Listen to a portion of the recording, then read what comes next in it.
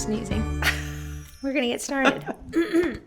It is dry in the nation's capital. You hear this literally parched voice. Outside. The only thing worse than my voice is one like this crackling.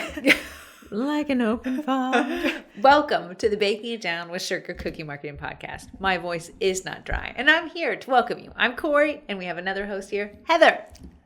We are part of a Sugar Cookie Marketing group on Facebook. If you haven't joined, please do. We'd love to have you there. We're clearing out old membies. Well, I want to tell you, everyone's like, this is a publicity stunt. And I appreciate that you think I'm that creative. However, the virtual assistant says either pay me more or I quit. Yes. And I said, okay, let me figure out some stuff to do. So Corey and I had talked about it on the last podcast. At the end of the day, the group's been around for 5 years. And bakers, it's so funny. Like when I send out an email in the Cookie College, we do something called Dear December Me, right? Where you can write your future self letter and then email it out. Did I forget this year? Yes. Did someone remind me? Kindly.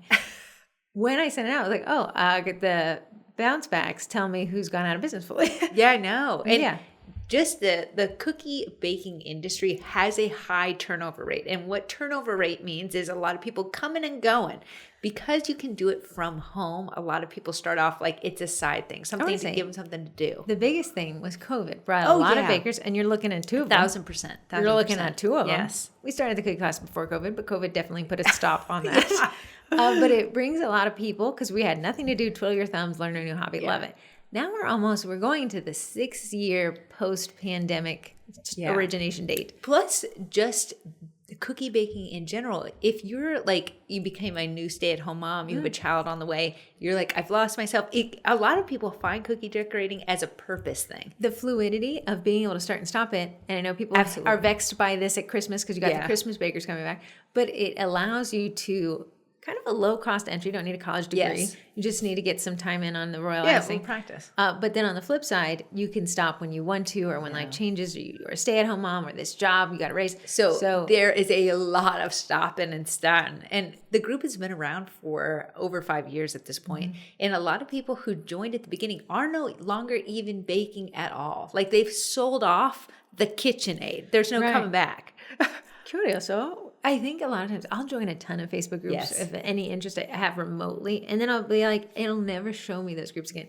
You can tell, my theory, is that when you join a group, Facebook's like, here's everything in that group posted. And it is waiting to see which actions you take. And then it's like, okay, I guess you don't like them. We'll never show them to you again. As a marketing point to this, everyone has what's called an engagement ratio. And ratios are based off of your growth. So the Sugar Cookie Marketing Group has 50,000 members in there. So the ratio of how many people engage from month to month to how many people are in the group. And just like that, your Facebook page has an engagement ratio.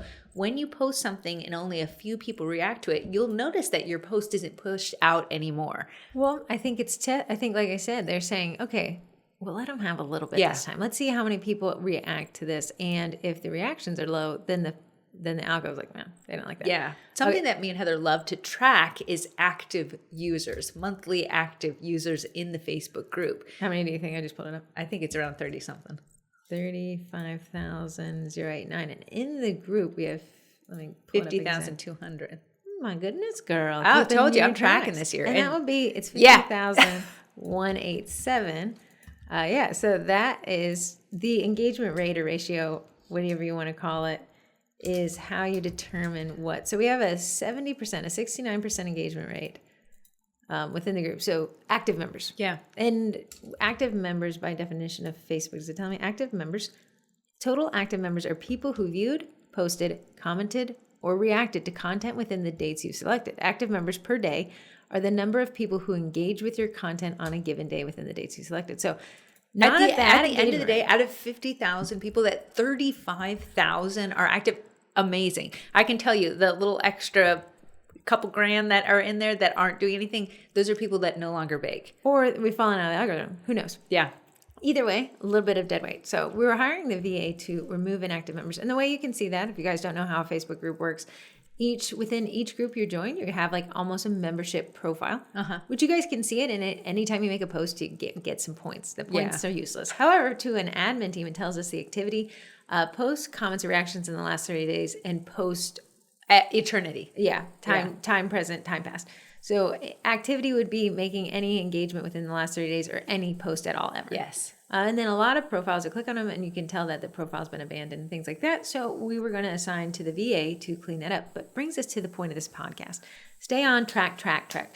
Corey and I have spreadsheets on the brain. 2026. Everyone, like Heather's old boyfriend, and she brought up last week, he always had to start on a Monday. A lot of people start on the new year. That's why there's New Year's resolutions. So if there was a time to start tracking, it would be now.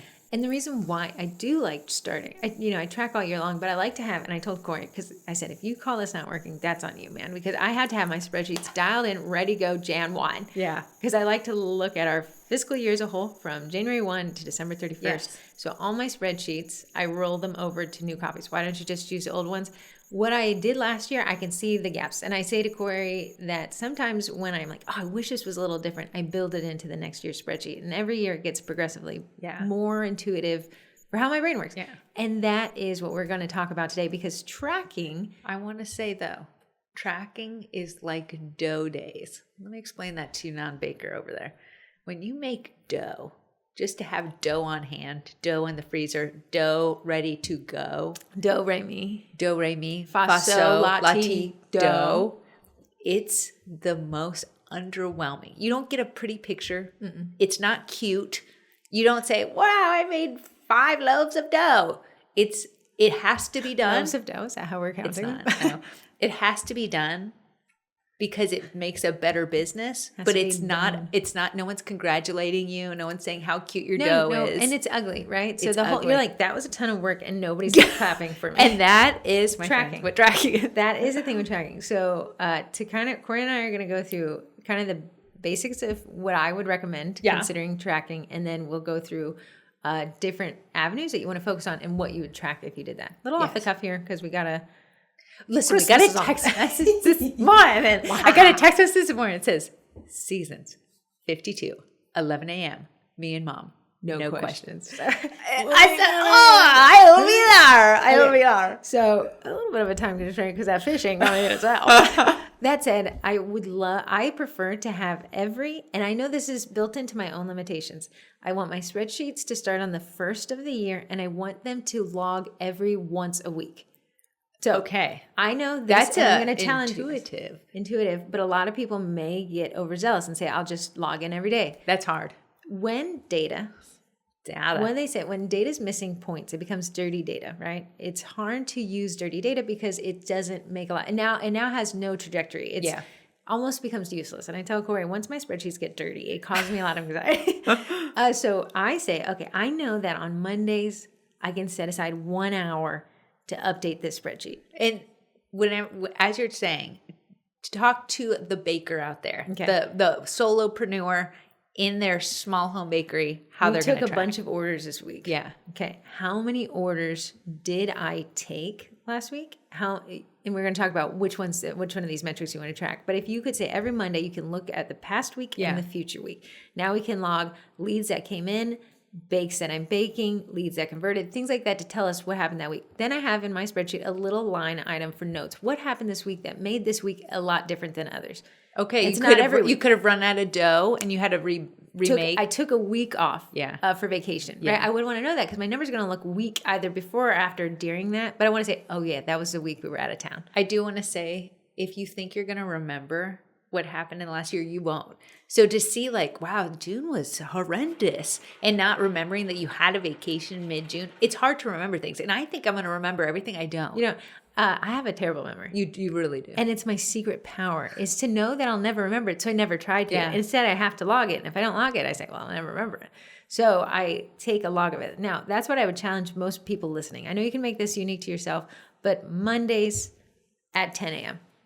And I have it so dialed in because I don't want to suddenly start halfway through the year taking logs on Wednesdays because half of my year would be on a Monday and whatever that day is, your admin day. You say, hell or high water, heck or high water, I'm going to sit down in the spreadsheet and just get the basics in there, right? We don't want the spreadsheet to track everything because you'll be overwhelmed. Again, you got to build the humanity into the spreadsheet. And you know who you are at the end of the day. And with that power comes great responsibility. And not all metrics are created equally. Yeah. There are metrics that can guide your entire existence. And then there are metrics where you are just wasting your own time. Yes. So that's what we're going to talk about today. Now, let's talk about customer acquisition tracking.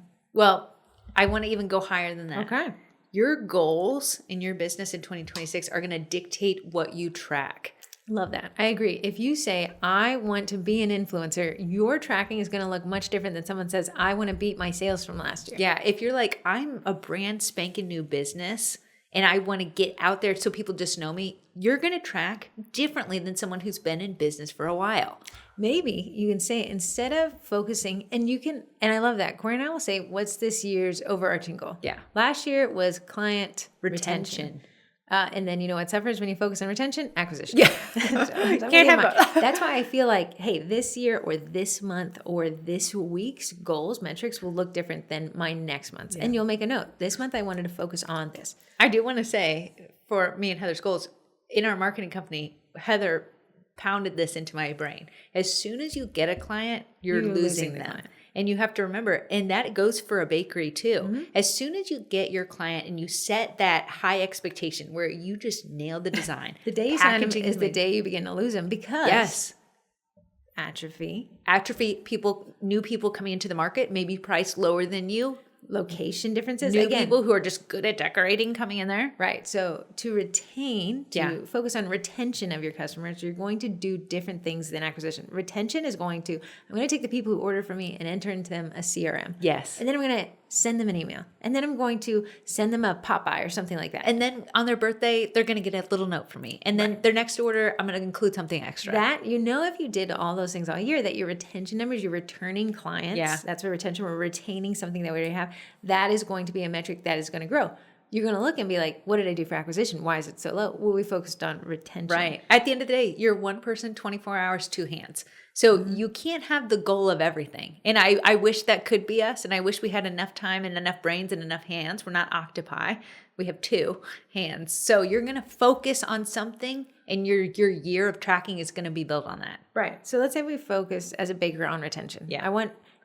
I listened to the podcast. The cheapest lead is one I already have, so I'm going to focus on that. When you focus on retention, your marketing costs are going to be lower. Yeah, right, because you're using someone. You're internal. You're not external anymore. We're not trying to get new leads every single time. So you're going to borrow from the Facebook ads budget, which is an acquisition, and you're going to put it into a retargeting pixel if you wanted, or something like a CRM program. Yeah, or you're going to come Christmas make a vanilla extract for your best clients ever. And that's going to be your overarching umbrella focus, right? And we can obviously do acquisition while we're doing retention, but we're going to focus on that and make a mental note in our spreadsheet, so it's not mental, that this was their goal of maybe it's this month. Maybe 1 month I'm going to focus on cultivating past clients. Yeah. So, okay. Then you would say, okay, how do I track that, Heather and Corey? Well, now you're going to have to approach this on how every baker is going to be unique because of how you're acquiring the orders and how you're tracking orders. Yeah. So if you say, well, I take everything through Facebook Messenger, you're going to have a much harder time than somebody who's using a job form or somebody who's using Shopify that can easily export or use Zapier to auto-populate a spreadsheet, right? Mm-hmm. And then a CRM program would solve a lot of this for you, and that would be a big task to take. But you can input the person, and now every correspondence with these CRM programs will actually pull into their profile. So, okay, question for you. Mm-hmm. I get my leads through Jotform, and it does kind of keep things nice and cozy up in there. It's not a CRM because I can't add a node, but could Zapier work with Jotform and input them in a CRM? And Zapier is something that makes two applications talk to each other that shouldn't be talking. Yeah, so Jotform is owned by Jotform Incorporated, but we want them to talk to our CRM, which what was a CRM that you like? Nutshell? I liked it, yeah. Okay, so Jotform is an independent company from Nutshell, but we don't have enough time in our day to always go in and put the information from Jotform into Nutshell. What Zapier does, another company in between, makes those two speak to each other. So it'll take the information from Jotform, a new client lead, and it will go and put it in Nutshell, our client CRM, Customer Retention Manager, and it will let it speak so that we have to do less physical labor. And that is what Zapier is. And they call that action a zap. Yeah, you have a lot of zaps turned on. Okay, so you have Jotform. So you can go to Zapier even without buying it. And then you can see what it's able to pair with on Zapier. So let's say we have Jotform and it says, okay, we have a bunch of apps it can talk to. Nutshell. Let's see if it even has Nutshell. It does. So we said Corey doesn't use a CRM, but we have these. It's saying I can connect your job form to Nutshell. What do you want it to do? It says it's got 2 options for you. The most popular people are using is create Nutshell leads from a new job form submission for seamless lead management. And then it says another one, add new job form submissions to Nutshells as person. So I want to say you can do this individually. You can get a lead from job form and you could go into your Nutshell and put it in there. The problem is we know who we are. There ain't enough time in the day. What Zapier does, it is a paid thing. What it can do is create those leads for you. So while you are busy in the kitchen, it's doing the work behind the scenes. I love automation. Yeah. And AI has brought automation to the forefront. There is such a thing, I believe, as too much automation to where it's working and you're not even checking it. Well, I want to say, when my dentist, who I haven't gone to in 14 years, gives me a phone call, Merry Christmas. Hello. Corey. That's almost too much automation. Yeah. We've gotten so efficient that we've lost touch with reality.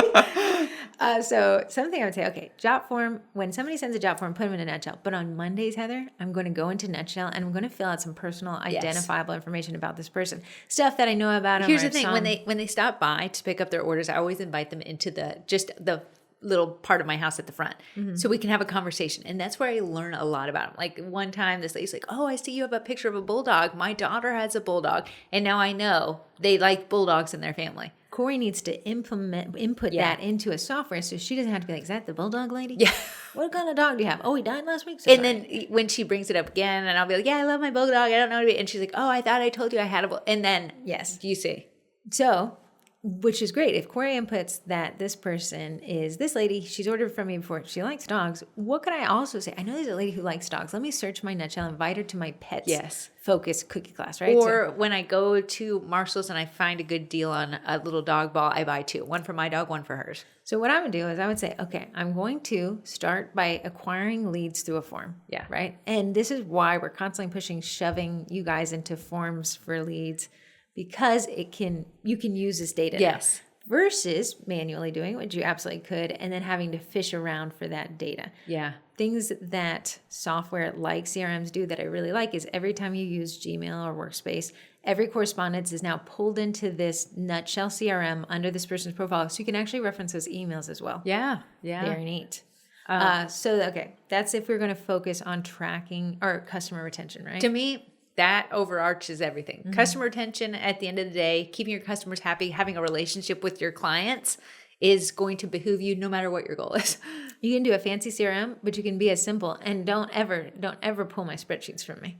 Yeah. You can be as simple as inputting a spreadsheet. I got 5 leads this week and 3 were from past customers. And then you could say, okay, wow, that's pretty good. How many of those past customers, how many of those leads converted, and what ratio was past customers? Yeah. A lot of bakers listening to this who have been in business for a while be like, well, I didn't do this before, and now start now. It doesn't matter. You weren't doing it before, so if you start now. To plan a spreadsheet was 30 years ago. Yes. Second best time to plan a spreadsheet is today. If you're listening to this and you're getting ready to start your business, or your business is in its infancy, you are at the prime time to really set yourself up for success by doing this now versus later. But I want to say, you can do it at any time. You can do it at any time. I have had to let go of this spreadsheet doesn't cover everything, so I don't like him anymore. Yeah. No, he's covering enough. He started late. He's growing, and that's all I need. Yeah. Even if you did it in a Google Doc, like the baby of an Excel. Google Sheets. And you just put name, first name, last name, email, and a factoid. You're better than 90% of bakers out there. You are. Because when you press Control F in a Google Sheet, you can find their name, and then you can be like, oh, yeah, she said her daughter was getting married last time. So when they come to the door, did your daughter get married? Oh, my goodness, congratulations. Show me a photo. And you're already better. Uh-huh. Don't be afraid to delete dirty data. Don't be afraid to be like, well, I mean, they ordered from me, but it was 6 years ago. Is that a valuable retention? No. 6 years ago, they've never ordered from you again. Mm-hmm. Don't be afraid to be like, I don't remember anything about them. They wouldn't remember anything about me. The email would just bog me down. I think sometimes did you see MailChimp lowered its free plan again? No way. $250. So sometimes when we get like, okay, excited, how much data can I get? The more data, the better. Yeah. Remember, it's always quality data. Absolutely. If I load up 1,000 emails. Yes. But 900 hasn't ever heard from me, it's not the most valuable spreadsheet unless I uploaded 100 of those people. Yeah. A lot of times if you start going to networking groups, and I used to live in networking groups, let me tell you. Beaner. you'll get a lot of people's business cards. You'll get a lot of sheets of papers with people's information on it. You're gonna want to take that information and be like, I can use this. No, that's not a valuable lead just because it's on a piece of paper that was handed to you. A valuable lead is you going up to someone, hey, I'm Corey. I'm with Mixing Bowl Cookie Company. Oh, you're a roofer? Oh my goodness. Yeah, we could do something. That is a valuable lead. If I went to a networking group of 30 people and 3 people expressed interest, I'd rather input just the 3 people than I worked at a company and we did a lot of sales events, expos. Yes. And it was always you had to have a gimmick to get people to give you your business card because everyone wanted to enter win. It was funny. They came up with this thing called a money ball, and they Heather made me do it once. It's kind of funny. You'd get a foam core from Michael's or whatever, and then you tape money around it. Every time you create one layer, you saran wrap it again and again until now the thing is like the size of a basketball, but it's just money. And you can kind of see the money through the saran wrap, and it's a ball. You can throw it. Me and Heather literally tossed it to each other. If you throw a ball of money into the air, and these are marketing. That's such a gimmick. It's a gimmick. However, how else are you going to, in the most eye-searingly boring expo, how are you going to get people to stop by your booth? When you toss a ball of money into the air, it does get a little attention. Anyways, they would drop their business cards into this bowl, and they would write their guesses on their business. Right. Rudimentary marketing. Now we have, 100, 200, 300 business cards. The boss would be like, input all of these into a spreadsheet and input all of those into a CRM program and then input that into our newsletter. And I was like, I said, I would like to challenge the status quo here. 1, that's an insane amount of data entry. Yeah. But 2, are all these worth it? Because I want to say at the end of the day, they wanted to win a ball of money. Also, it was a lot of our other vendors. Yes, they sure. said, well, if somebody's got to win. It wasn't valuable data. And you're going to run into non-valuable data in your bakery business all the time. Whether someone's just inquiring, a lot of times you'll get someone from asking to donate. While that's valuable in its own sense, it's not necessarily where you want to send your weekly newsletter, someone who wanted you to donate something, things like that.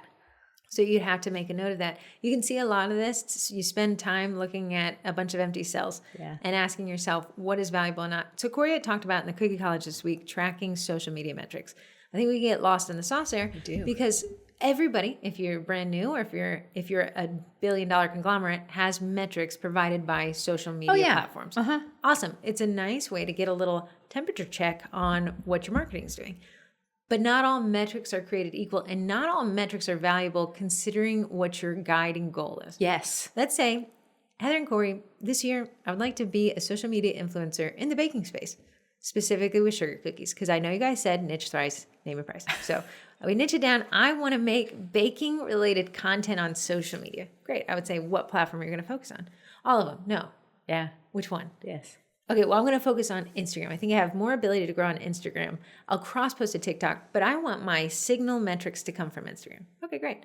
TikTok has a better acquisition, but Instagram will make you work for it, and I find that its data will be better. Yeah. Okay, now it's not so important that we have returning customers as much as we have views. Yes. Because we're getting paid out of the Creator Fund, and the Creator Fund pays based on views.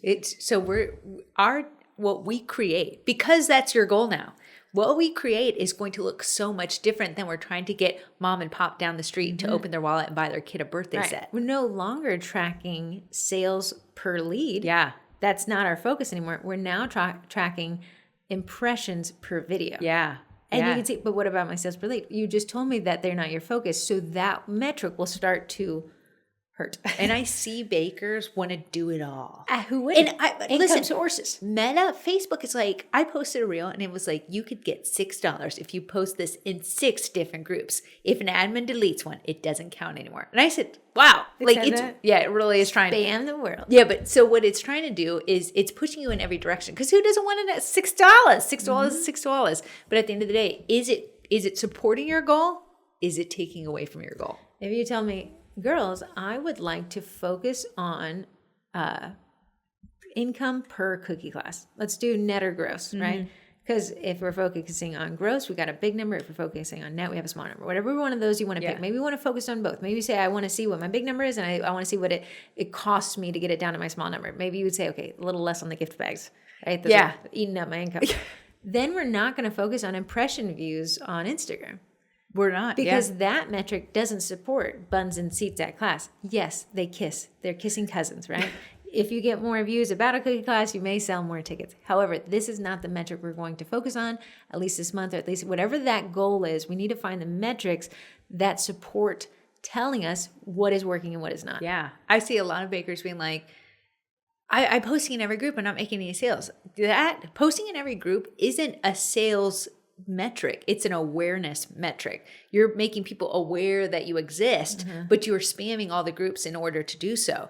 Instead, what you're doing is getting your name out there, but you're not necessarily, they're not opening their wallets. They're just learning about you. What you want to do is collect those people somewhere and have a retargeting Facebook ad going up. So when they click to when the people from the group click to your Facebook page, they've shown interest, then you hit them with a 1-2 punch. Buy this right now. Click to my website. You're more likely to get more sales. So you see, now we're picking out the metrics, those statistics that are telling us which direction we want to go. My goal for social media, I have the numbers, okay? Got the numbers. My goal is to create the relationship. Corey's going into relationship marketing. It's a little bit more of a figmented imaginary type It's hard one. to be like, and this was the one that did it. Right. But what she's going to do, what she did last week is she turned a local foodie guru, popular guy, into a cookie, right? She posted it in a group, and then she tracked, and this is what she wanted to do. She wanted to track new page likes.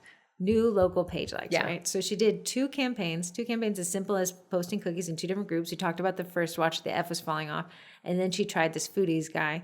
And she said between the two of these, a higher performer, oddly, was the first watch one. Yeah. But in the vehicle, we hang out with our family on Saturdays.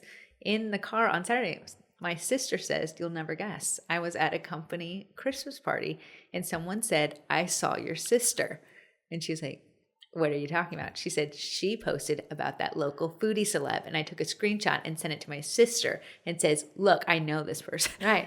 So my question for you, you're tracking something hard to track, relationship marketing. What is a metric that's going to signal to you that this worked? Is it page likes? Is it sales? It's going to be higher view count and higher engagement rate. In the groups or on your page? On my page. What I'm trying to do is bring them to the page at the end of the day. And from there, that's where my real relationship. So while I did make the foodie guy into a cookie or whatever, technically I don't own those groups. And at the end of the day, they're so vast. They're so big that it's not necessarily local people that are in those groups. Right. So the foodies group, what, 50, 70,000? 150,000. Oh my goodness. Yeah. So, and maybe they all live here, who knows? But the thing is, Corey's like, if I try to, and you could be very well known. That foodie guy, he's just really popular. Yes. He's able to command presence in a group, which is impressive because it's hard to do. What I'm trying to do, instead of reaching so broad, he doesn't sell anything. So at the end of the day, his could be the view that he's just having a relationship. I want to be in the local Prince William County groups. Okay. Hyper local. And I want to be local on my page. Okay. So we're going to do those kind of thing. In relationship, my face is going to be in front of the camera more often. It's not going to just be a cute cookie set. Thank you, Felicia, for ordering. Corey's she said her goal this year is to put herself in front of the camera, do hyper-local content, testing what hits, and just, we even said maybe not so much just a voiceover, maybe talking on site and saying it, which we tried at the Tufting class. We'll talk about it in a second. Are you making a Tufting class video? Yeah. So that is what she's going to focus on. Now, I personally believe that every spreadsheet needs to have some kind of monetary tracking to it, because at the end of the day, this is still a business. If you're not making money, you're not in business, right? So Corey can say, I'm going to track my leads, my income coming in this week, and then I'm going to see what it relates to the content that I posted. I believe that your post may help in a 6-month funnel. Absolutely. Because Corey's getting her name known to strangers, people who've never heard from her, and they're not ready to order immediately. Absolutely. My goal, I think at the end of the year, if my relationship marketing does as I plan to, I'm going to get more mentions in groups when people are looking for something. Right now, my client retention is really good. That's where my books are really padded, because it's people who've ordered from me before coming back.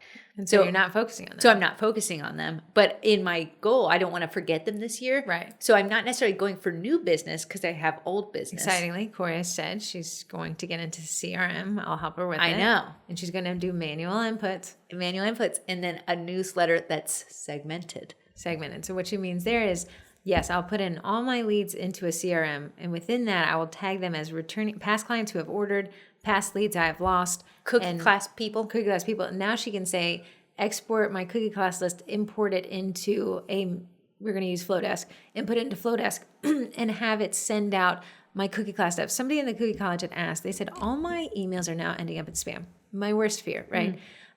Emails end up in spam, likely because it's a signal from the recipient. Yeah. So you'll open up your inbox and you'll realize somebody scraped your email, which means they took your email and now it's being used to send you marketing spam. Yeah. I'm getting a lot of it. Hey, first name, nice to hear from you. Like it always has, they've never populated my name.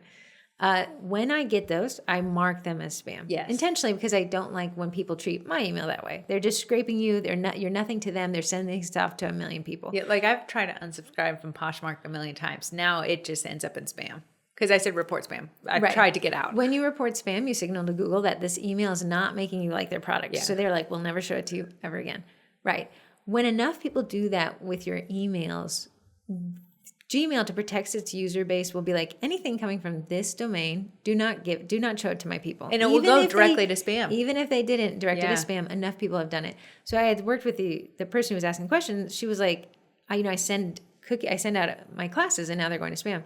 So I told her she was actually sending her class reminders through MailChimp, which would make a ton of sense if you sign up for a ticket. You want it. But if she was sending a lot of emails to a lot of people that weren't segmented, meaning I'm sending buy my customs to somebody come a cookie class, and they're like, well, I never was going to buy customs. Yeah. I just came to this cookie class to do something fun this weekend. They'll say mark it as spam or send to trash. Gmail now says, here's where you're subscribed. Do you want to auto unsubscribe? Or it says, you've gotten a lot of emails from these people and you haven't opened it. What do you want us to do? It's always suggesting it. Mm-hmm, yeah.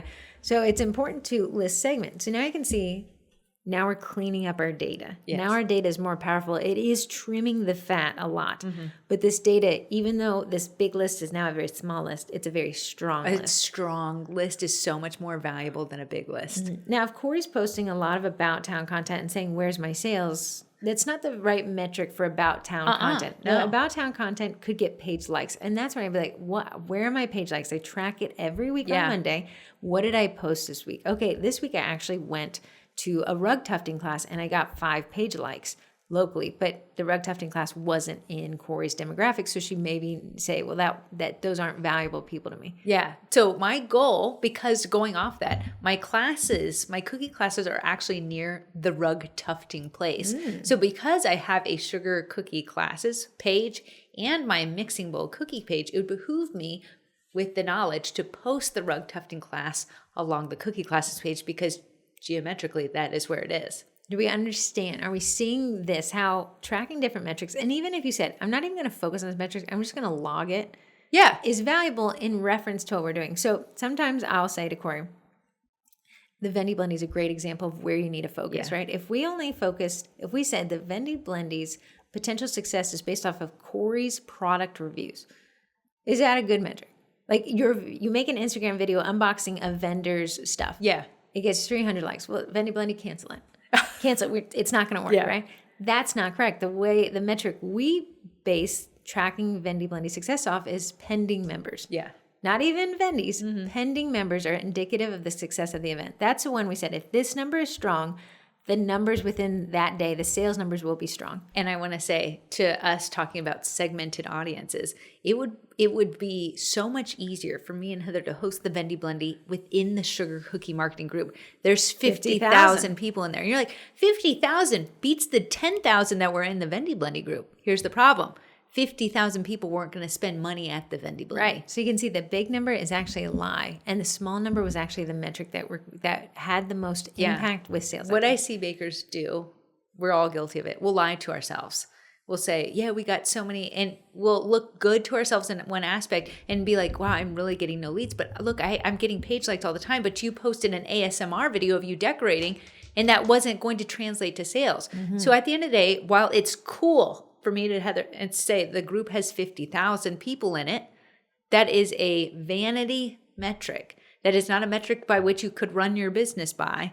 Now, it's the metric I might say, hey, do you guys want to sponsor the group? It has 50,000 members. That would make more sense than that. But that's not our focus. Mm-hmm. It was so you can see, I cannot say the Vendy Blendy is successful based off of the number of sellers. No, that's not indicative of a successful event for the metrics that we're tracking.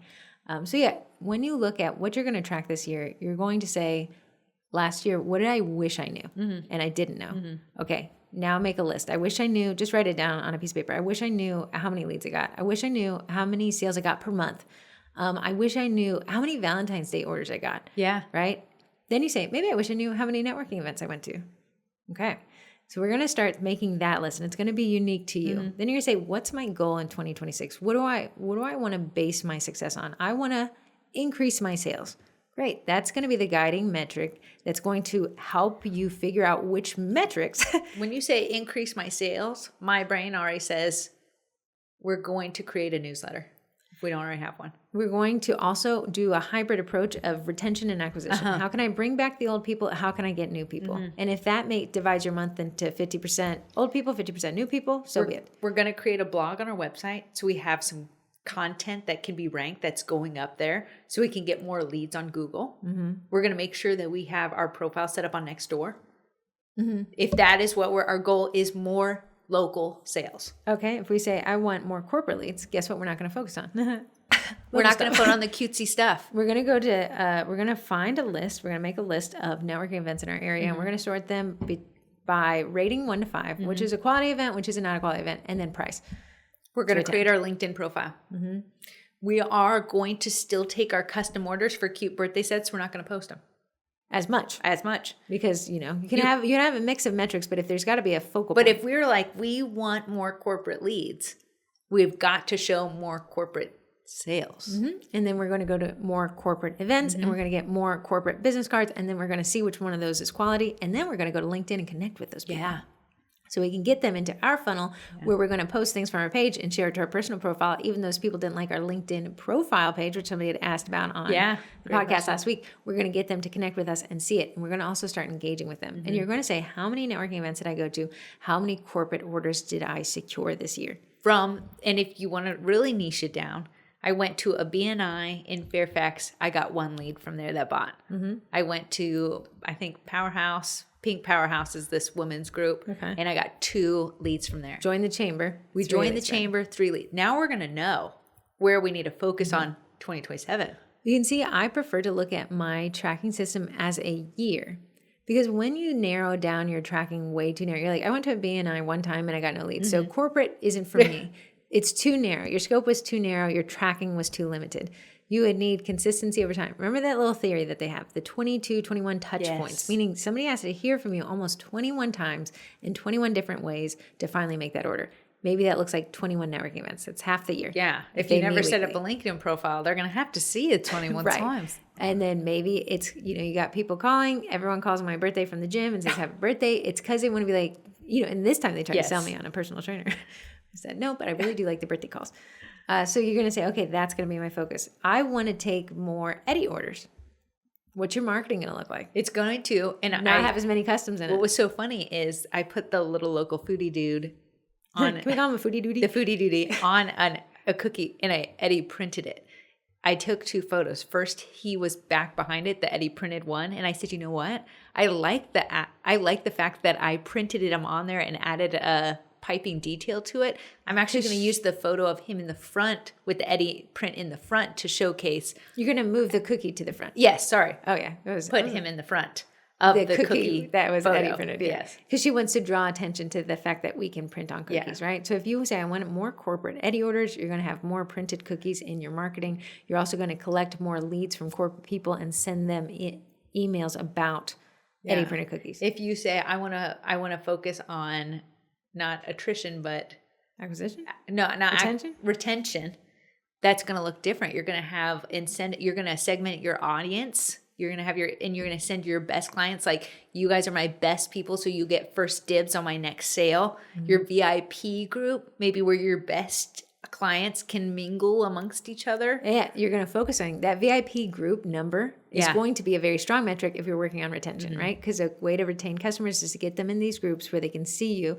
With your marketing with that, and that group is going to look a lot better this year because you're like, I got to keep this thing going. What I see is a lot of people had the best of ideas. I'm going to create a VIP group to go with my Facebook page. How simple? But then 2 clicks of a button. I see it. It's the same content in both. Not valuable. Not as valuable. So what we want to do is, if we are focused on creating powerhouse people that love our business, they're going to get exclusive content in there. Yes. They're going to get dibs on stuff in there. to keep in mind, okay, the Cookie College our sales product, right? It's a membership we can sign up for. I would say only in the 5 years we've been doing that, only 3 times has someone signed up for the Cookie College that hadn't come from the Sugar Cookie Marketing Group.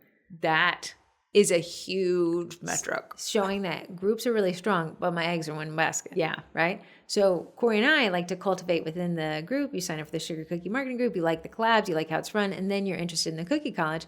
If I'm saying I want new acquisition, I got a lot of eggs in a single basket. I might want to move to Facebook ads and I might want to do Google paid ads. You'll also see, though, me and Heather know it's our strongest lead source. So on the podcast, we'll say, if you haven't joined the group, go join it. Because we want you to, if you go to our website, it'll be like, click here to join the free group where you get free information. Yes. So we are funneling them in there. But it's good to know that me and Heather do have a YouTube channel. We do have a podcast platform. So if Meta were to go down for whatever reason, we have different aspects that we've been growing over the years. My cat's outside. Yeah. He said, I agree. Amen. Guys. Amen. He's like, are you tracking my treatle metric? I can tell from the size of him, you are not. Are you happy? That is what I'm tracking. Are you picking me in the room over other people? We're tracking it. In the Cookie College, I do a Monday morning roll call where I just go live and then we pick a topic that we discuss and how we focus on it each week. If we're like, grow your social media in 2026, difficult. If we say, here's a topic on Monday that you can listen to and we can focus on together. So we've been building off of each other. So we created one where we went over what content. We're going to have a content game plan. We're going to have a content avatar. Who are we making our content for? How we're tracking the content. And then this one was definitely a spreadsheet to track your growth throughout the year. So in April, we're like, wow, I actually got 42 followers in the month of April. What did I do there? Let me go dive into April and see how I can implement that in 2027 and create more content that people resonate with. I will say, I made what was that barista bear from whatchamacallit? From Starbucks. I made him into a cookie. That one, while those numbers performed well, it was because it was trendy in the moment. Right. So I said, my November sales went up, or my November numbers went up. Why? Well, I did something trendy. So next November, I can't be like, well, Corey, you suck. Your November sales are down. No, maybe this next November, nothing trendy happens. But I can know that, hey, sometimes you could jump on a trend train and not necessarily be down on yourself that your sales or your numbers are down kind of thing. It's very interesting. And I know that maybe you listened to this podcast and were like, tell me what to track, girls. It's going to be unique to you. Some of you guys are like, I'm a second income earner. This is my hobby and I don't need necessarily the sales, but I'd like to grow this. You're going to focus on page likes. You're going to focus on content creation. And then whatever metric you choose, you're going to see that your marketing is going to adjust to support it. If I want to grow cookie classes, I'm not going to make reels about customs. Okay. If I want to grow cookie classes, I'm going to make reels about cookie classes. Then I'm going to make it and post it on Instagram, but I'm definitely going to post it to Facebook and I'm going to see what I can extract from this and post it in groups, right? So you're going to see that it kind of creates the metric you choose creates the marketing campaign you focus on. Within this, you can have durations of focus, right? Durations of metric. January, I really want to do this. February, I really want to focus on this. You could break it down by that, or you can say my whole year, this is what I want to focus on. You can have multiple metrics, but keep in mind, probably 3 or 4 solid ones. Yes. Or ones that interchange. When you say, I want bigger, faster, stronger, better of everything, you're going to overwhelm yourself. You're going to overwhelm your spreadsheets. It's going to be dirty data. You're going to give up. You're going to see, I always ask myself, did this metric assist me this year? Yeah. No. Did I need to track it then? Okay, it goes away. But how about all the things? It's no longer serving me. It served a purpose at one time. It's no longer serving me today. Could that effort be spent in a better metric, a better logging of data here? Yeah. So that's what I'd focus on in the next 1 week. I hate the lull after a spicy holiday like Christmas into the doldrums of January. New Year's, I'm a little too old for that. At one point, it was a vibe. Yeah. This time, I'm like, okay, I got my spreadsheets ready. So in the next week, you're going to say, what do I want out of my business? Once you control your business, it doesn't control you. What do I want out of my business in 2026? Do I want it to grow? Do I want it to maintain? Is it not focused on what I want? You're going to turn the train in the direction that you want to go, and you're going to find the metrics that support that direction. Yeah. We don't want to, not all metrics are created equally. Sometimes I log something and I'm like, I'll never make a marketing decision from this, but I want to know. Yeah. Okay, 2 years ago, the Vendy Blendy, remember, we came up with the strongest metric. We sat down. The strongest metric is pendies. But what I hadn't tracked the year before was how many people requested to join the group at certain data points. This year, I said I will track it leading up to it. I'll track it weekly. The week of, I will track it daily. What kind of sucks, though, is because we delete all that content. We can't be like, what was the gimmick Heather pulled on that day? If we had gotten ahead of it, we could have. I know. I'm lazy and I'm busy. Yeah. So, and then the day I've actually tracked it hourly, every other hour, right? Because then I said, last year I wish I had this. This year I can log it, and then next year I can reference it.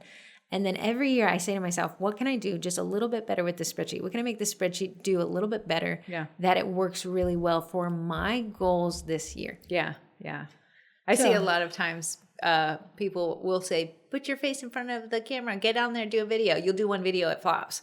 Okay, you did one video, it flopped. And then you immediately say, the metric says, my face is ugly and nobody wants to watch it, so I'm no longer putting my face in a video. But listen, if you've never been in front of the camera, your first video is going to flop. You have to fall in love with the flop, but it's never just, you can't rest the laurels of a whole year on one tiny little aspect of your business. It has to be tracked. You need to get in front of it 4 or 5 times. Okay, well, I talked about this one in the first one, that one flopped. The second one, I actually showed a cookie class and I had everyone wave. That one performed way better. Now we have comparison. Give yourself a few more videos. Oh, we got some trackable data, friends. I was telling Corey, when you're surrounded by data on all sides and you don't know which one's the valuable one, you can see now why massive corporations pick the wrong metric and head in that direction. Hindsight being 2020, you're like, and that's where Sears went wrong. JCPenney should have never run those sales. They were so fun. There's this guy, and I can't remember his name, but if you just look him up on TikTok, he always says the rise and fall of, and Quiznos, the rise and fall of Radio Shack. When he's talking, I'm like, yeah, you dummies. Why would you have even done that? An interesting one where the wrong metric was tracked was Red Lobster's endless shrimps. They did an endless lobsters? Yeah. It was shrimps. It was shrimps. Yeah. And they said the problem with it, while it got people into the store, it actually cost them, they lost money per person that walked in the store. Yeah. If your metric was bodies and seats, then you got 100%. You got an A+. Yeah. If Olive your metric Garden was sales. Isn't waiting till they shut down before they realized that their rewards program was giving way too much food. They yanked it. So they pulled it, but they didn't wait till the end to say when we pulled it. You're going to pull things because the metrics in the data tells you to. And you're going to be like, did I fail or did I pivot at the right time? Yeah, yeah. And you're going to say, I pivoted at the right time. You failed if you continue pushing for a metric that is telling you this isn't it. It was so funny. Blockbuster, I listened to the rise and fall. What was the biggest attribution of their fail? The biggest attribution was they took so much money for late returns. And they weren't willing to give it up until it was too late. But Netflix and that, Redbox had already. Netflix started as you return it whenever you feel like it. And they said Blockbuster was like, no, a big portion of our money comes from people late returns and them having to pay for the late return fee. You can see that Blockbuster's days were numbered as streaming became the flavor of choice. Netflix went from, I don't know if you're old enough to remember this, they went from mailing CDs to now it's a streaming service. There's no way to get it. I think someone said that there's still some Netflix where it supports places with no Wi-Fi. Oh, that's like so no funny. high speed internet. But in Blockbuster is like you're gonna physically drive to a Blockbuster. You're gonna touch a bunch of dirty cases and see. At the turn of the century, when Blockbuster first came out, it was they said the numbers were booming. People loved that they could get because they were competing against a theater where the movie is no longer played. Like, wow, now I can rewatch this movie at home. Then you have Netflix. When Blockbuster could have said, let's turn it into a streaming service, they let Netflix take that market share. When Blockbuster finally got its head out of its bunhole and said, what metric do we need to focus on? It was already too late. And you're going to, if we bring it shrink down to the baker, your local competitors might be doing a... You know what? Great point on that. To look over your shoulder. And that's why we say put the blinders on. Your competitor is running a completely different business. You guys happen to sell a similar product, but that's about only times you guys cross paths. What happens when you say, oh, they're doing that? I should do that because if they're doing it, that makes sense. You have no idea what metric, if any, that they're focused on. Yes. We don't know. Are they getting ready to take a big break? Are they going to do a baby announcement and not work for the next 3 months? Is this just a side job for them? When you always pivot to what your competitor is doing, they are directing your business. And you don't even know what they're directing it by. I saw somebody ask, I think it was in the Sugar Cookie Market room. She was like, I need to get on TikTok. My competitors are on it. And I was like, question. Are your competitors on it because their competitors are on it? Or are they on it because it's creating leads? Yeah. I said, from what I've seen in the 6 years of running this group, the lead source that is most powerful is Facebook groups. So for that reason, I'd focus on my Facebook page and cultivating a local community group. She was like, nope, they're getting leads. I can feel it. I know it. I see their views. Views is also not necessarily a metric for sales. Right. I said to Corey, some of the companies that we worked with in the past, I'm like, they're $1 million companies, but I've never seen them recommended a single time in a Facebook group.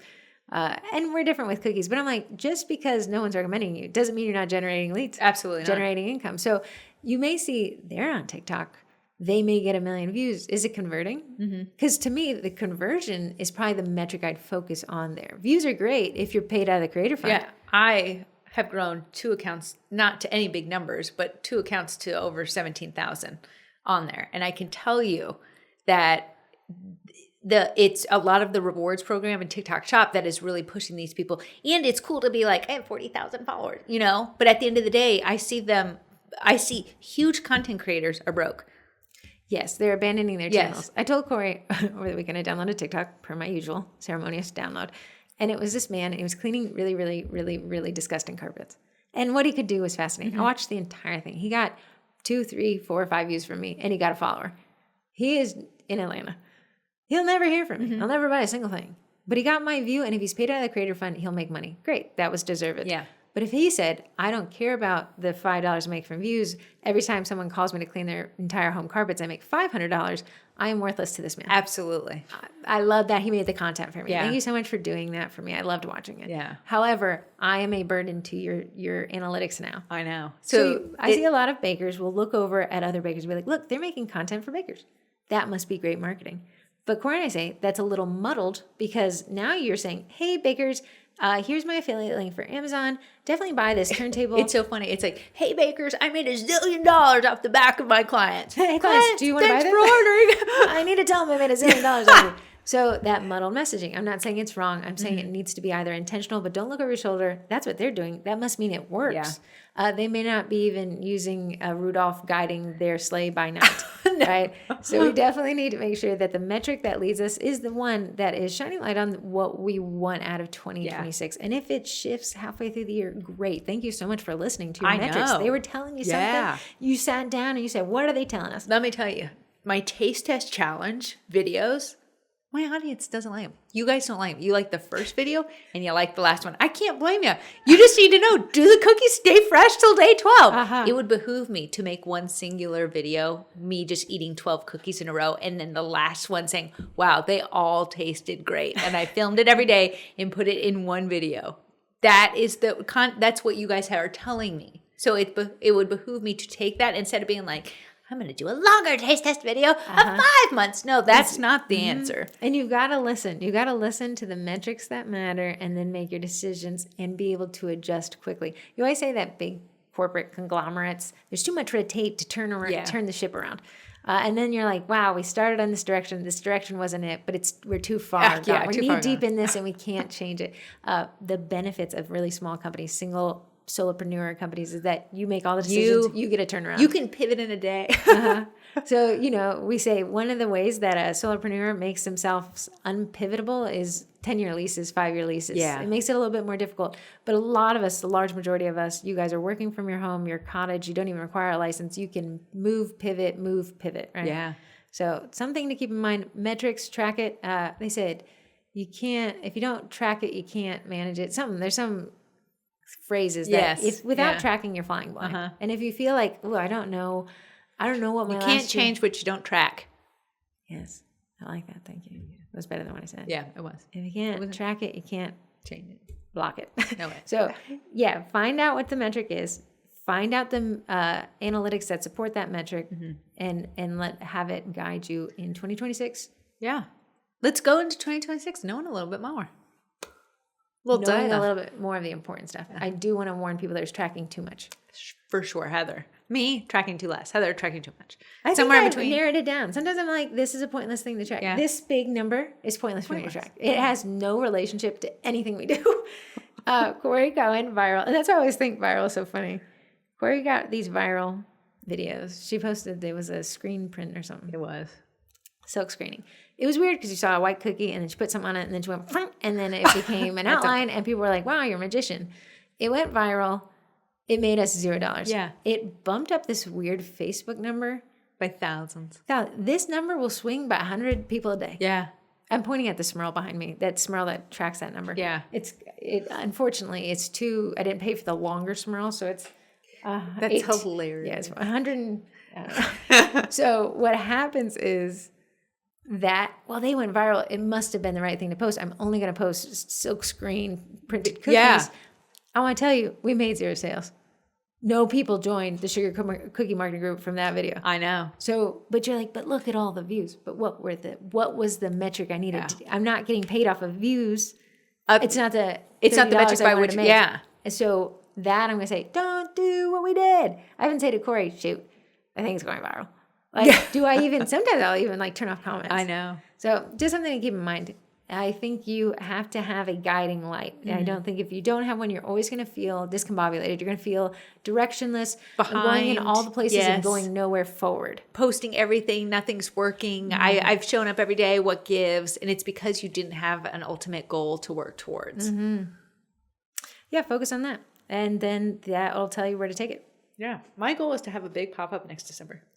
Okay, so Corey needs to focus on what would support a big pop-up. And she was like, well, I'd need a newsletter. Well, then I'd need a CRM. So now I'm like, well, what do you know you need to do? Yeah, you'll see my content now instead of just sets. It's a lot of singular cookies to get people used to the fact. Corey's even actually gone ahead of schedule. And she's like, while I was making Christmas cookies this year, what was I going to say? I was making caramel cookies.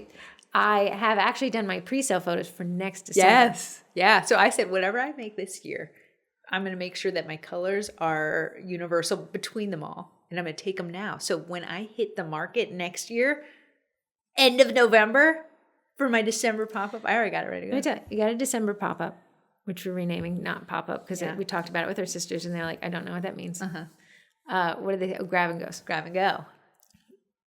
She could have 2 metrics you could choose from. Sales the day of or people who came by. Which one's going to be more important to you? The sales the day of. So if one person came and bought everything, you were successful. Yes. In marketing. At the end of the day, if I'm trying to make sales, what I will track, and tell me, this is even, I want to track what was sold the most of. Because what I know is if the singular cookie did not sell, but the pack of 4 minis sold. Your next year's December. Oh, yeah. Now I'm going to give them more of what they want.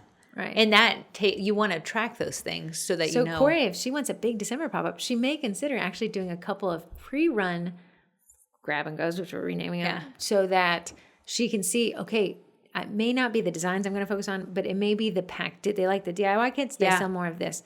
And then you're going to look at that a cohesive whole. Okay, but in Christmas, we have grandmother, we have kids, Valentine's Day is couples, and you're going to have to kind of go from that. My thing went down. So we only got 15 minutes left. Scooches along. We only got 15 minutes left. Do the texting questions. Cookie Design Lab, they're a sponsor. I actually think they're actually going to be at EddyCon. We're not going to be there. I need the login, friend. I want to try it. It's my Gmail. She gave you a free year. Yeah, and you said it ran out. You had to renew. Give me the thing. You email Amalia, and you tell her you want it. We have 3 texts in. 1, 2, 3? 2. 2. Right there in the middle. Hi, twins. You are a winner. 716 area code. Where do you think you're from? 716. That's Vermont. Vermont. Weston, New York. Not bad. You're close. Oh, good. Maybe. Please, people from Vermont, don't get upset. Up there. Up there in the... Yeah. Hi, twins. I have a story to share, and I'm curious how you would have handled this situation. An older woman showed up at my house, rang the doorbell, was greeted by my husband. I made him answer because I wasn't wearing a bra, because I was in my sweatpants, and I was decorating cookies. She asked him if we were open, quote unquote. I threw on an apron real fast. I ran to the door so confused, and I asked her how she found me. She said that she had won one of my giveaways this summer, which would have been in my cookie cupboard on my porch for her to pick up. Okay. I can see where this is going. I've never met her in person. She just thought she'd stop by and see if I was open. She wanted Barbie cookies for Christmas. I told her I'm fully booked for 2025, which is true, and I sent her on her way, most likely with complete shock still over my face. My question is, who does that? I'm not a brick and mortar. I'm not even on Google business listings. I'm blocked, long story. And Corey, if it had happened to you, how would you have handled it? So to kind of break down what I think I read there, she had done a giveaway and you had to come to the porch to pick it up. And she gave away something that was already made.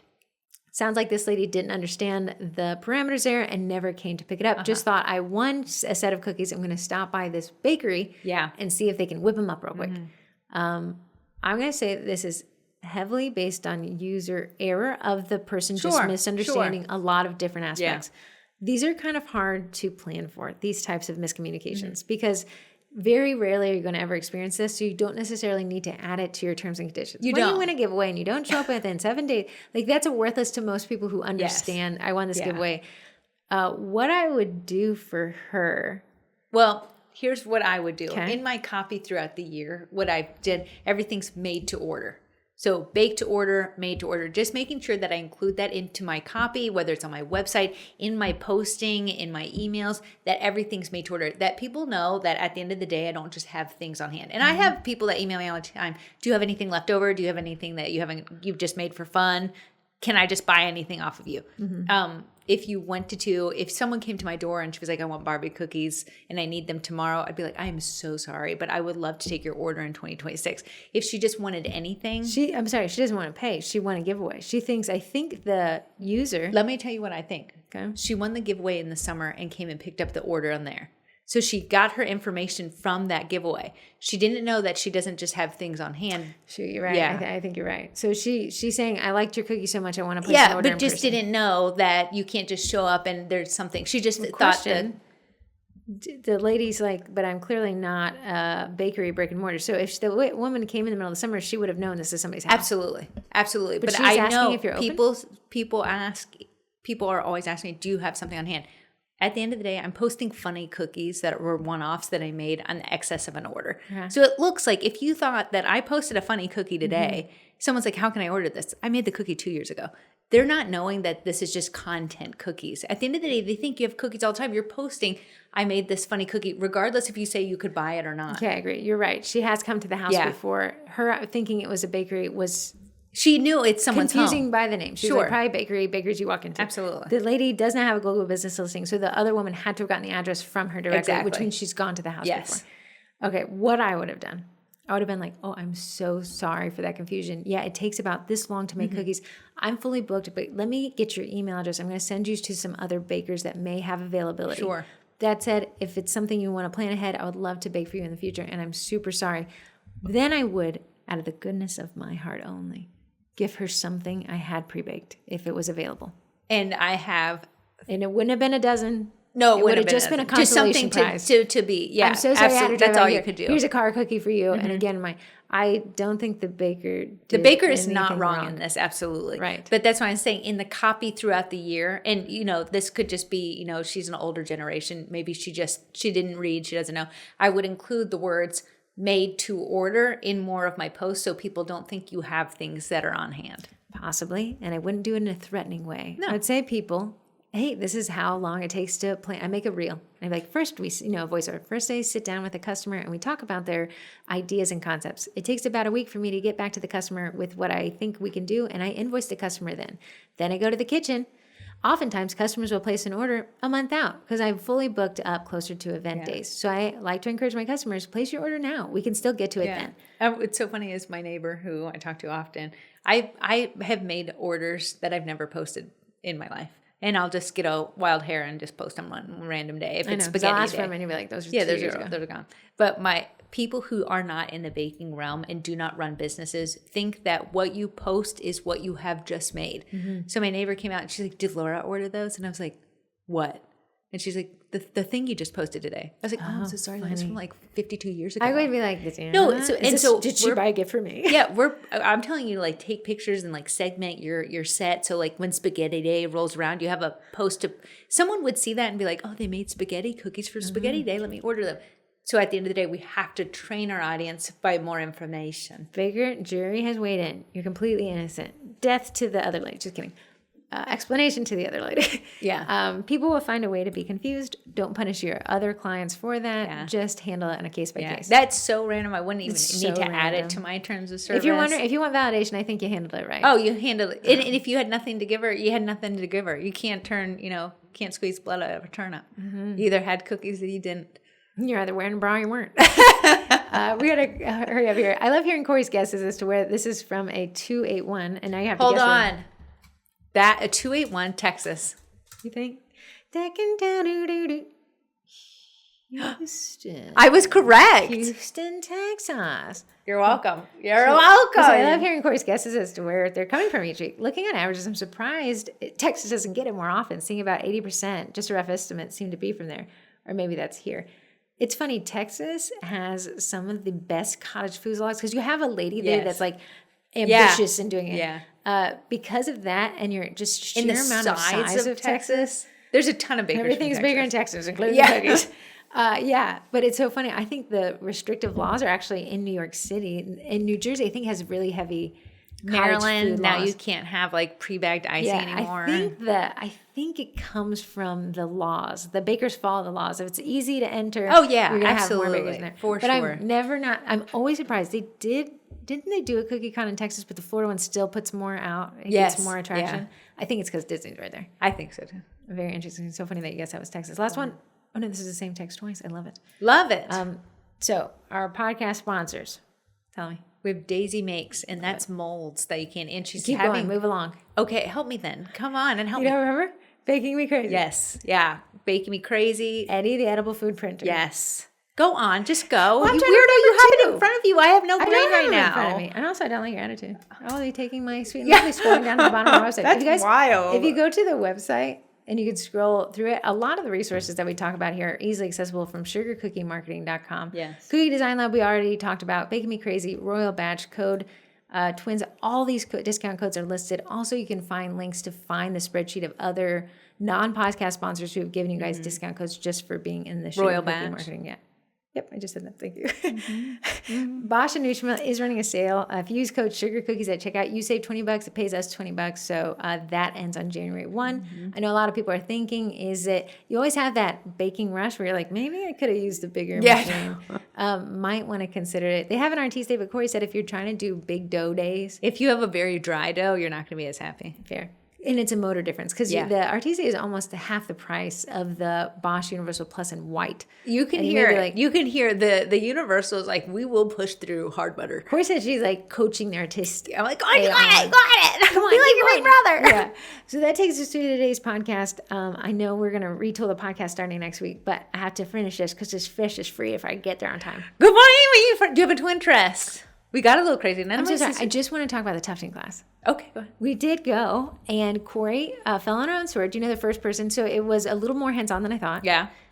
It was hands-on because we were the only 3 people there. And which is great. It was great. Right. I couldn't have. So when you got there, they said you're billed by the canvas size you choose, not how much yarn you use. Yeah. And they had a wall of yarn. So the interesting part, it kind of parallels cookies because it was asking Corey, you needed a projector, you needed a stand, you project it onto this canvas, then you trace it with a Sharpie. Yeah. And then you take that canvas, you fasten it to a table. And unfortunately, like we say, with cookies, you go from the inside out. This was just up and down, right to left. You could only actually go up. Yeah. You couldn't even go down. It seemed like a limitation of the tufting gun, but it was the tufting gun that most people have. So you load the yarn into it, just like you thread a needle, but everything is like times 50. Big. Right? So like instead of just this tiny thing, it's this the tufting gun was the size of probably your pinky finger, the tufting gun needle. Yeah. And then you fed it into there, and then every time it punched a hole through the canvas, it actually cut its own yarn. Yeah, it was crazy. Yeah, and you had to keep an eye out that your yarn wasn't too taut because it would pull back out of the tufting gun. Nothing was really... Well, I'm sure, and most people got into cookie decorating because the videos were nice, and you're like, that looks like something I could do. I thought I would be good at the tufting thing because the videos make them look easy. That is someone who knows what they're doing. Because you can tuft too close to a prior tuft, and then you got a double tuft. Yeah.